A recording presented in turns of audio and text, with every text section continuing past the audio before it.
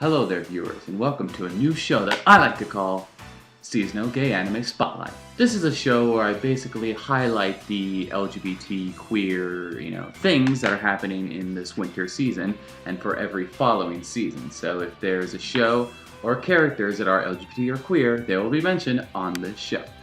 One rule to think about when you're watching this is that I only have the knowledge of about 2 to 3 of the episodes of the shows that I'm highlighting. So like if any other shows, some LGBT or queer thing happens, I won't know about it yet, or if an example that I bring up turns into a negative sort of representation, I also won't know about this. This is just knowledge of 2 to 3 weeks of the anime season.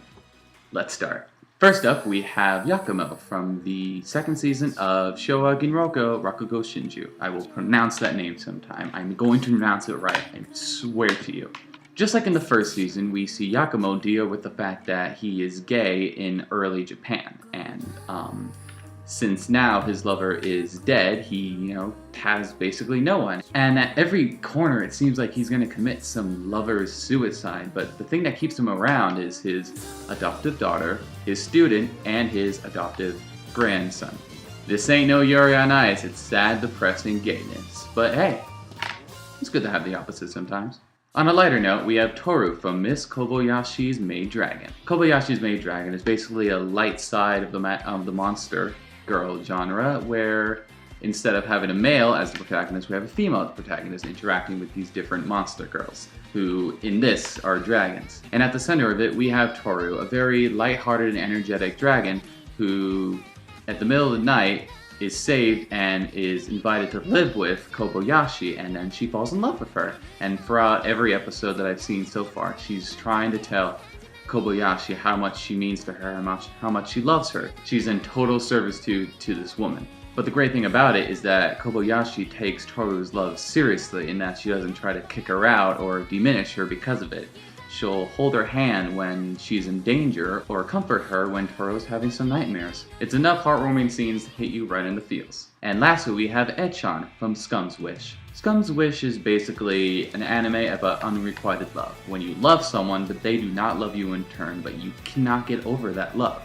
And one of these relationships is Echan, who's in love with her best friend, who is the main female protagonist. While we haven't seen much of her yet, we are quickly in the understanding that Echan loves her best friend, and that she has loved her for a long time, but has never had the courage to tell her this. And by the looks of the end of the 2nd episode, it seems that we have a lot of drama ahead.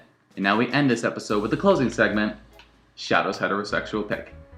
This is basically where I pick an anime that isn't on the list that I mentioned before, where I highlight an anime that may not be LGBT or queer, but still pretty good.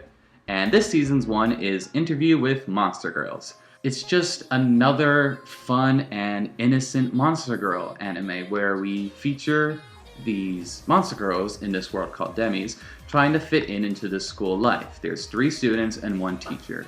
It's just fun characters, great comedy, and a lot of heartwarming scenes that just, actually make this genre watchable.